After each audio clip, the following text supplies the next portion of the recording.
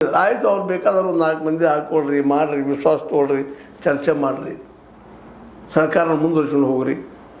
ಅದನ್ನು ಮಾಡೋದು ಬಿಟ್ಟು ನೀವು ಏನಾದರೂ ಹೊಸ ಹೊಸ ಸಮಸ್ಯೆಗಳನ್ನ ಕ್ರಿಯೇಟ್ ಮಾಡ್ತಾ ಹೋದ್ರಪ್ಪ ಅಂತಂದ್ರೆ ಸಹಜದ ರಮೇಶ್ ಜಾರಕಿಹೊಳಿ ಅವ್ರಿಗೆ ಹೇಳಿದಾರೆ, ಭಾಳ ಇಲ್ಲರಿ 6 ತಿಂಗಳ 3 ತಿಂಗಳು ಬಿದ್ದು ಹೋಗ್ತದೆ ಸರ್ಕಾರ ನಿಮ್ದು ಅಂತೇಳಿ.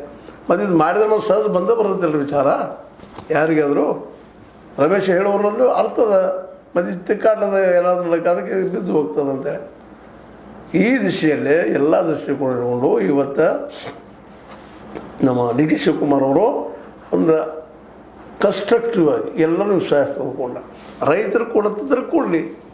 ಇವತ್ತು ಸುಮ್ಮನೆ ಅದನ್ನು ಒಬ್ಬರನ್ನೊಬ್ರು ಕೆಸರು ಎರಚಾಡುವಂಥ ಕೆಲಸ ಮಾಡಿದಾರಪ್ಪ ಅಂತಂದ್ರೆ ಈಗ ಎಚ್ಚರಿಕೆಗೆ ಏನು ಲಾಸ್ ಇಲ್ಲ. ಯಾಕೆ ಅಧಿಕಾರದ ಇಲ್ಲ ಅವ್ರಿಗೆ ಏನಪ್ಪ ಇದು ನೀವು ಮಾಡಿಕೊಟ್ರಿ ಅಂದ್ರೆ ಅವ್ರು ಅಧಿಕಾರಕ್ಕೆ ಬರೋದಕ್ಕೆ ಅಥವಾ ಮತ್ತೆ ಹೋರಾಟ ಮಾಡೋದಕ್ಕೆ ಅವ್ರಿಗೆ ಹಾದಿ ಮಾಡಿಕೊಟ್ಟಂಗೆ ಆಗ್ತದೆ. ಕೊನೆಗೆ ರಮೇಶ್ ಜಾರಕಿಹೊಳಿ ಹೇಳಿದಂಗೆ 3 ತಿಂಗಳ ಸರ್ಕಾರ ಬಿದ್ದು ಹೋತಪ್ಪ ಅಂತಂದ್ರೆ ಪತನ ಆತಂದ್ರೆ ಅದಕ್ಕೆ ನೀವೇ ಜವಾಬ್ದಾರಿ ಆಗ್ತೀರಿ ಅಂತ. ಯಾಕಂದರೆ ಇಲ್ಲಿವರೆಗೆ ನೋಡಿರಿ 3 ವರ್ಷ ಆಯ್ತು, ನಿಮ್ಮದು ಒಬ್ಬರು ಜಗಳ ಬಿಟ್ಟರೆ ಒಂದು 6 ತಿಂಗಳು ಈಗ ನೀವು ಪಡೆದಾಡಿದ್ರಿ, ನಮ್ಮ ಮುಖ್ಯಮಂತ್ರಿ ಬೇಕು, ಮುಖ್ಯಮಂತ್ರಿ ಅಗ್ರಿಮೆಂಟ್ ಆದಂಗೆ ಹ್ಞೂ ಅನ್ರಿ ಬೆಲ್ಲ ಹಚ್ಚಿರಿ, ಇನ್ನೂ ಅಡ್ಡಾಡಿದ್ರಿ ಮಾಡಿದ್ರಿ. ಕಡೆಗೆ ಹೈಕಮಾಂಡು ಒಪ್ಕೊಂಡಿತ್ತು, ಏನೋ ಗಟ್ಟಿದೇನು ಮಾಡಿ ಇವ್ರಿಗೆ ಹೇಳಿತ್ತು, ಅವರು ಬಿಟ್ಟು ಹೋಗಿಬಿಟ್ರು.